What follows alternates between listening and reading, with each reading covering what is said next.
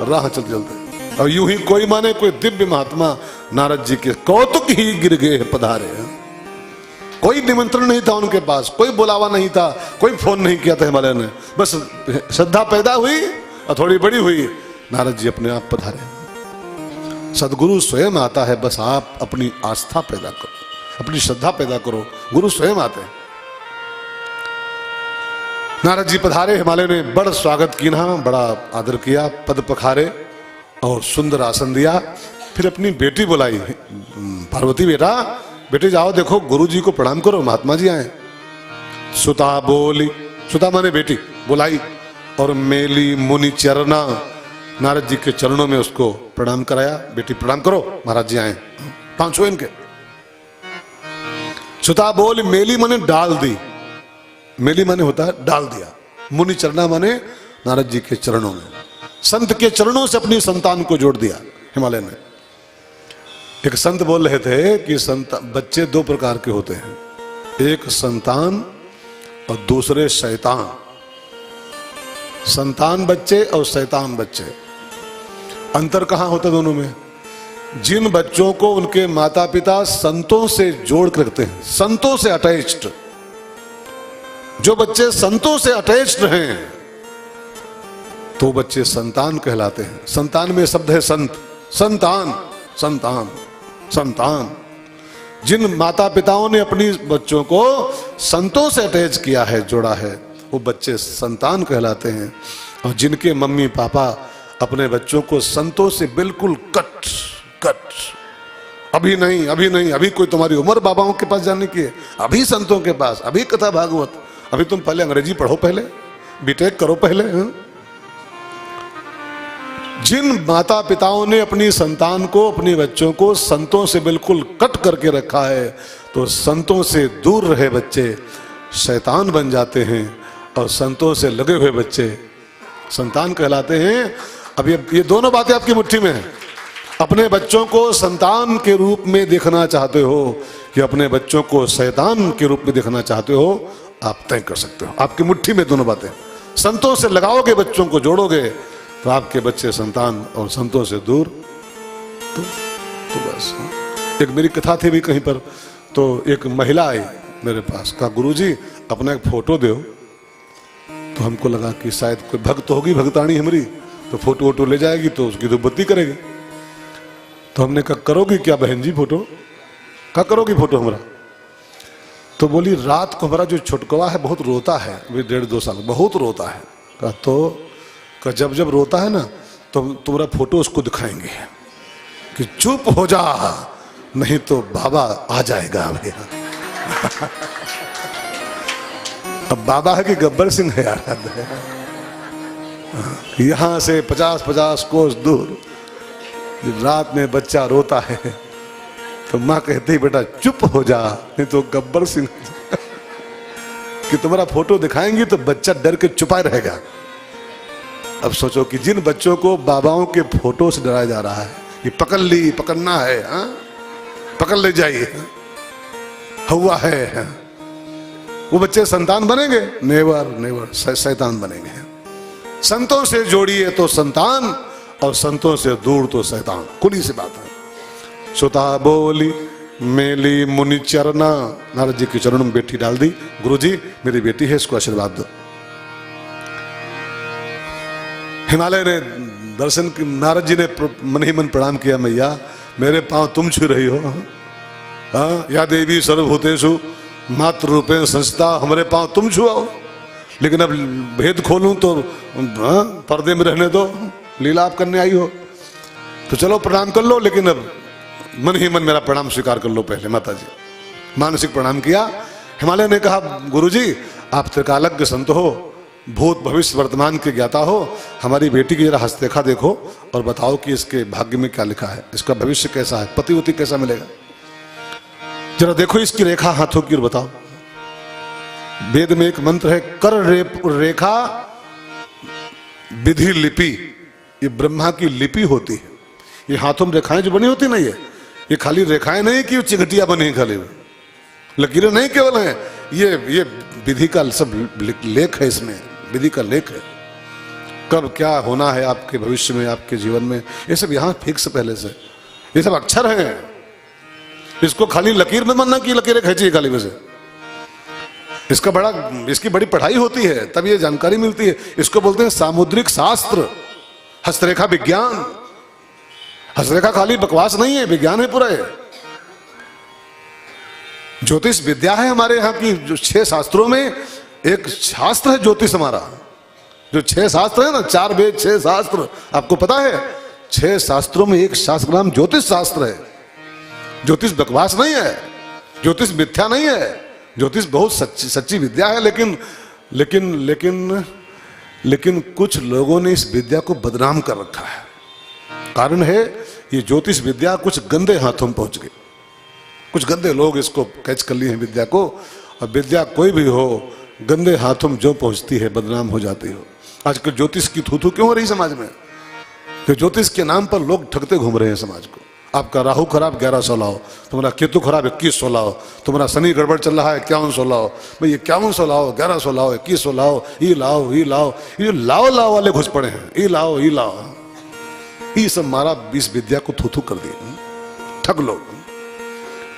मैंने कहीं पढ़ा था, कोई भी विद्या गलत हाथों में जो पहुंचती है तो विद्या कलंकित हो जाती है, कलंकित।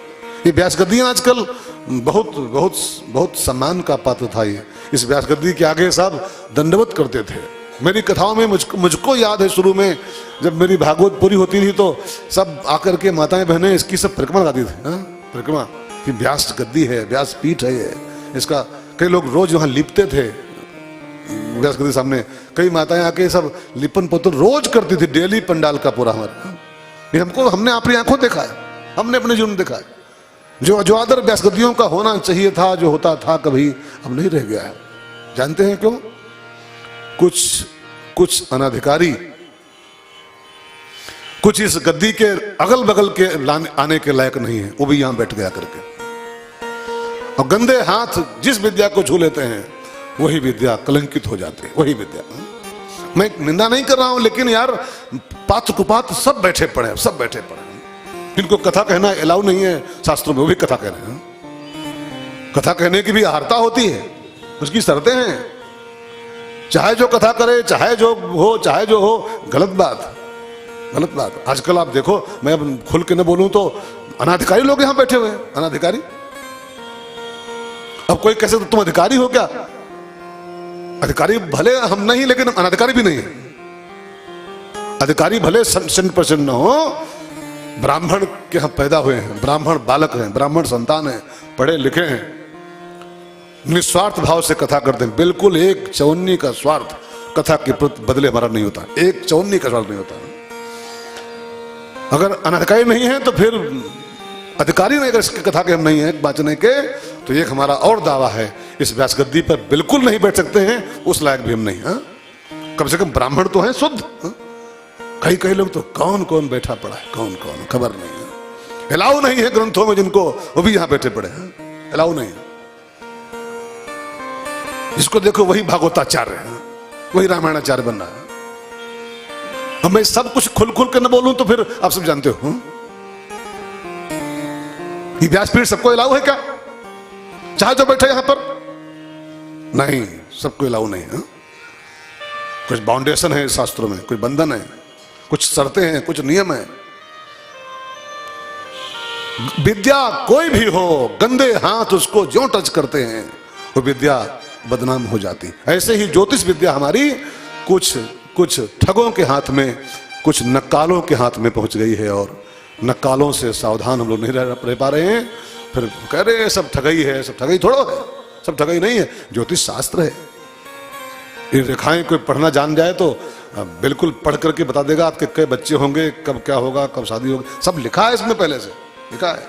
जितने बच्चे लिखे हैं उतने ही होंगे आपके, उससे अधिक हो नहीं सकते। लिखे पढ़े होते सब। शादी कब होगी, बीबी कैसी आएगी, कब क्या होगा, ये सब फिट है। नौकरी कब पाओगे, सब यहाँ लिखा हो पहले से। लेकिन उसको पढ़ने के लिए पहले पढ़ना पड़ता है। काशी में रह के 25 साल किसी बाबा की लंगोटी धोनी पड़ती है, तभी विद्या आती हाथ में। एक आदमी गया ना एक पंडित जी के पास, वो थे वैसे, ज्योतिष राहु केतु वाले। कहा गुरुजी आजकल कुछ समय पतला चल रहा है। अब गुरुजी तो भूखे बाग बैठे थे। कहा बेटा आओ बैठो, रेखा देखें आपकी, हम हाथ दिखाओ तब बताएं। देखा झूठा है हाथ, जानते क्यों नहीं थे। कहा भैया भाई जी आपका सब तो ठीक चल रहा है, आपका कुछ शनि खराब चल रहा है, ये कुछ रेखा जो शनि वाली है कुछ गड़बड़ कर रही है। और गरीब आदमी था बेचारा, पंडित जी को लगा बढ़िया माल काटेगा भी। तो कहा शनि खराब गुरुजी तो क्या होना चाहिए। कहा 151 रुपये और 1 किलो करुआ तेल और 5 मीटर काला कपड़ा ले आओ, 5 मीटर और ठीक कर देंगे। बोला गुरुजी हम लेबर आदमी हैं, 151 कहाँ पाएंगे, 120 तो हम कमाते हैं रोज मनरेगा में, 151 कहाँ पाएंगे, कपड़ा और तेल कहाँ पाएंगे हमें, हम गरीब आदमी मजदूर हैं। कहा गरीब हो, लेबरी करते हो, तो ऐसा करो तुम सब हटाओ, कपड़ा पड़ा छोड़ो और तेलो छोड़ो, तुम 101 निकालो, 101 रुपया धरो हाथ पर, बस हम ठीक करेंगे। शनि तुम्हारा खराब है। कहा अरे गुरुजी अभी जाएंगे तब काम करेंगे, तब शाम को मैं 101 कहाँ पाएंगे भी हम। कचे 51 निकाले, 51 धर हाथ पर, 51 धर पर ठीक करो भी। कहा गुरुजी 51 अभी कहाँ भोर में रखे, अभी तो सवेरा हुआ है, अभी कुछ कमाए धमाएंगे तो 51 रुपये। कहा फिलहाल भोनी खराब करने आए हो यार, 21 रुपये रखो, 21 रखो, 21 लाओ हम ठीक करेंगे। कहा गुरुजी 21 भी नहीं। कहा 11 है, 11 धर, 11 धर हाथ पर। कहा गुरुजी अभी तो 11 नहीं है। कहा 5 रुपया है, 5 रुपये निकाल धर हाथ पर, मंत्र पढ़ू सब ठीक हो जाएगा। कहा गुरुजी अभी तो 5 रुपये ना, अभी तो बोनी नहीं भाई है। तो जानते हो क्या बोला वो पंडित, वही वो ज्योतिष आचार्य है, कि जब तेरे जेब में 5 रुपया भी नहीं बेटा तो तेरा शनि क्या बिगड़ पाएगा, जा तू मौज कर। ये शनि और राहु उनके लिए हैं जो आंख के अंधे और गांठ के पूरे हैं। आंख के अंधे बुद्धि से पिंचर और जेब फुल, ये सब उनके लिए व्यवस्था बनाई गई है। 1100 रखो, 2100 रखो, आपका हम ठीक करेंगे भी सब। ऐसे लोगों ने इस विद्या को कलंकित कर दिया है। ऐसे लोगों ने 11 रखो, 21 रखो, बस कुछ रखो, लाओ कुछ रखो। ऐसे लोग इस विद्या को पकड़ लिए, विद्या थूथू हो गई इसकी समाज में। छुरी डाकू के हाथ में आ जाए, छुरी वही हाथ खड़ी देखो, डाकू के हाथ में आ जाए छुरी तो किसी की जान मार देती है, और डॉक्टर के हाथ में आ जाए तो किसी का ऑपरेशन करके जान बचा लेती है। छुरी वही की वही, छुरा वही, अस्तुरा वही, डॉक्टर के हाथ में जान बचाता है सबकी और डाकू के हाथ में जान मारता है सबकी। हाथ, बस हाथ हाथ का फर्क होता है। ऐसे ही ये विद्याएं जो समाज में चल रही हैं, गंदे हाथ में जो जाती हैं, इनकी बदनामी हो जाती है। नारद जी को कहा गुरुजी इसका हस्तरेखा देखो और बताओ कि इसको कैसा पतिवती। और नारद जी मैया की हस्तरेखाएं पढ़े और कहा राजन शैल सुलक्षण सुता तुम्हारी, आपकी बेटी के हाथों की सब रेखाएं बहुत अच्छी हैं, बहुत अच्छी रेखाएं भगवान ने इसको दिया है। बस इसकी एक रेखा थोड़ी टेढ़ी मेढ़ी है, एक रेखा थोड़ी खाली गड़बड़ है, बाकी सब ठीक। कौन रेखा गड़बड़ है? तो नारद जी ने कहा इसकी जो बर रेखा है, पति रेखा, वो थोड़ी टेढ़ी मेढ़ी है। तो मुझे जो इसका फल दिखाई पड़ रहा है इस रेखा का, तो इसका पति जो मिलेगा वो थोड़ा टेढ़ा मेढ़ा पति होगा, बहुत अच्छा नहीं होगा। कैसा पति लिखा है गुरुजी, साफ साफ पढ़ के बताओ कैसा पति मिलेगा। तो नारद जी ने कहा महाराज जी, हिमालय जी, न पूछो तो बढ़िया, जैसा पति इसको लिखा है न पूछिए तो बढ़िया। जो सही सही बता दूं ऐसा पति मिलेगा इसको तो अभी आपका हार्ट अटैक कर सकता है, अभी आपका बीपी हाई हो सकता है, जैसा पति इसको लिखा हुआ है। सुन नहीं पाओगे आप अभी बीमार हो जाओगे सुनते ही। कहा महाराज जी बताना पड़ेगा अब तो आपको, हमारी सुंदर गुलाब के फूल कैसी बिटिया, इसको पति कैसा लिखा है अब बताओ। तो कहा सुनो फिर। और नारद जी ने जो लिखा था सही सही पढ़ना शुरू किया। इसको ऐसा ऐसा पति लिखा है, इसके पति में इतनी कमियां होंगी, सुनो आप ध्यान देकर, आप भी सुनो। अगुण अमान मातु पितु हीना, अगुण अमान मातु पितु हीना, उदासीन सब संशय छीना, उदासीन सब संशय छीना। जोगी जटिल अकाम मन नगन मंगल वेश, अस स्वामी यही कहाँ मिली परी हस्त असिरेख। इसको ऐसी रेखा बनी हुई है कि इसके पति में इतनी कमियां होंगी, और 10 दोष गिनाए बाबा ने। इसके पति में 10 कमियां होंगी, गिनो, आप भी गिनो। अगुण, इसका पति अगुण होगा। अगुण माने कोई गुण इसमें नहीं होंगे। अमान, जिसका कोई मान सम्मान नहीं होगा समाज में, और जिसको मान सम्मान की कोई परवाह नहीं होगी, मान हो कि अपमान हो जिसको परवाह नहीं होगी। मात पिता हीना, इसका जो पति होगा उसके कोई माता पिता नहीं होंगे। अच्छा, जी के माता पिता ना हो, हम लोग जब शादी तय करते पर ढूंढते हैं इसके माता पिता कौन है, कुल गोत्र क्या है, खानदान में कैसे क्या हुआ है। जिसके माता पिता नहीं है इसको ऐसा पति मिलेगा। मात पिता हीना, उदासीन, ये हमेशा उदासीन रहेगा, इसको इंटरेस्ट नहीं होगा किसी काम में, लगाव नहीं होगा, उदासीन। सब संशय छीना, जोगी जटिल अकाम मन, इसके पति में कोई काम वासना नहीं होगी। वे शादी क्यों होती है लड़के लड़की की, काम वासना की पूर्ति के लिए होती है। अब इसका जो पति लिखा है वो बिल्कुल जमा से अकाम, जमा से अकाम होगा, उसके अंदर कोई वासना, कोई काम वासना नहीं होगी। अकाम मन, वो काम रिपु होगा। नगन, वस्त्र नहीं पहनेगा, वो नग्न रहेगा। अमंगल वेश, जितने भी अमंगल आइटम संसार के हैं, भूत प्रेत, चिता की राख और मुंडों की माला और सांप बिच्छू और जो भी कुछ अमंगल होता है सब उसके साथ रहेगा। अमंगल वेश। अस स्वामी यह कहाँ मिली परी हस्त असिरेख, ऐसी रेखा बनी हुई। इसके पति में 10-10 अवगुण होंगे। अब नारद जी पढ़े थे अवगुण, इसके पति में ऐसे ऐसे अवगुण होंगे, दोष होंगे, लेकिन पार्वती मैया ने उन सारे अवगुणों को गुण मान के सुना। वो अवगुण पढ़ रहे थे और नारद माता पार्वती उन सब अवगुणों को गुण मान के श्रवण कर रही थी कि बाबा जी आप कह रहे हो कि हमारा पति अगुण होगा। अगुण का मतलब क्या होता है, जो कोई गुण न हो, ठीक है ना। लेकिन मैया ने उसकी क्या परिभाषा किया, अगुण माने होता है निजम निर्गुणम।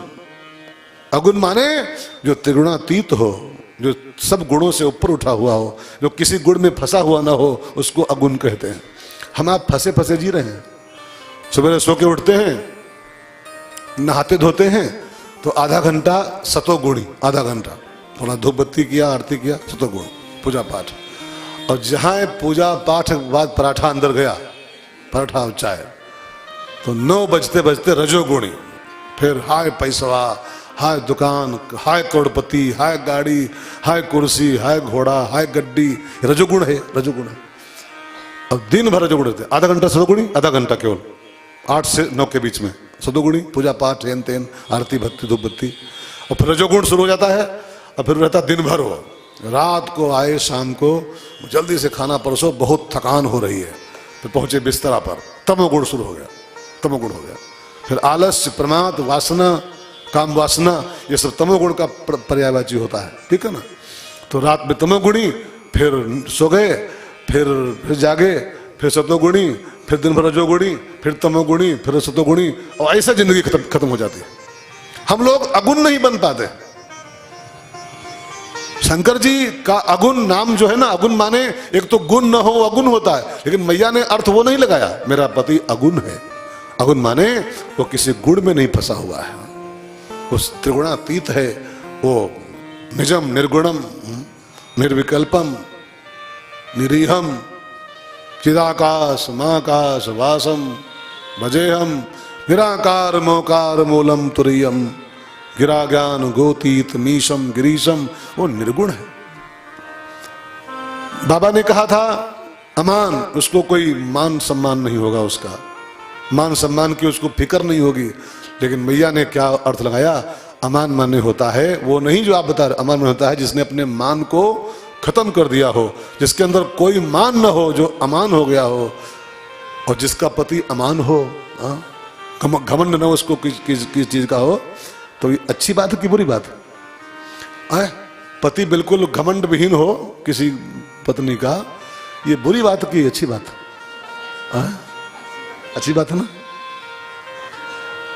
मैंने जो देखा है समाज का मुआयना करके, अधिकतर दुल्हा दुल्हन के बीच में जो महाभारत चलता है वो खाली ईगो को लेके चलता है, खाली अहंकार को लेके। पत्नी का अपना ईगो है और पति का अपना ईगो है, और दोनों का जब ईगो लड़ता है आपस में तो अथ श्री महाभारत कथा। ये कथा है पुरुषार्थ की और स्वार्थ की, परमार्थ की। अच्छा, एक में ईगो बिल्कुल ना हो तो फिर कोई संग्राम होगा? ईगो ही संग्राम कारण बनता है, ईगो ही। तो मेरा पति जो होगा वो, मैया ने अर्थ लिया, अमान माने सारे मान को जीत करके अमान भाव से रहेगा वो, और मेरे पति में कोई दोष है नहीं। एक दोष पढ़ रहे हो, दोष थोड़ो है, ये सब गुण है। देखो, ये श्रद्धा है पार्वती, ध्यान देकर सुनिएगा। और सच्ची श्रद्धा की यही पहचान होती है जो अपने इष्ट के दोषों को भी गुण मान के सुने। जैसे आप इसको ऐसे समझो, यूं, जैसे आपकी पत्नी में आपकी श्रद्धा है, आपके पति में आपकी श्रद्धा है, आपके गुरु में आपकी श्रद्धा है, तो आपको अपने गुरु के दोष दिखाई पड़ते हैं क्या? और जिसको गुरु में दोष दिखाई पड़ जाए तो फिर उसकी श्रद्धा नहीं पक्की। श्रद्धा की परिभाषा है जो अपने आराध्य के, अपने साध्य के दोषों को भी गुण मान के देख ले। जैसे जो हमारे बहुत नजदीक लोग हैं, हमारे जो हमको बहुत मानते हैं, बहुत जो हमको मानते हैं, रमेश भाई को, मुझको, अब हमारे में कोई वो थोड़ा है कि दूध के दो है, कमी क्यों नहीं का, कमी है। लेकिन जिनकी हमारी में बहुत आस्था है, बहुत श्रद्धा है, उनके आगे कोई हमारी कमी बतावे कि अरे तो मानते हो लेकिन रमेश भाई ये कमी, वो लड़ जाएगा पट साहब से, वो लड़ जाएगा। आस्था अगर पक्की होगी तो लड़ जाएगा आपसे। ये सच्ची श्रद्धा की पहचान है, ये कि जो दोषों को भी गुण मान के देख ले। तो वो पढ़ रहे थे दोष नारद जी, शंकर जी के, लेकिन मैया की आस्था है पहले से, श्रद्धा है पहले से। उसने कहा ये दोष नहीं है, ये सब गुण है।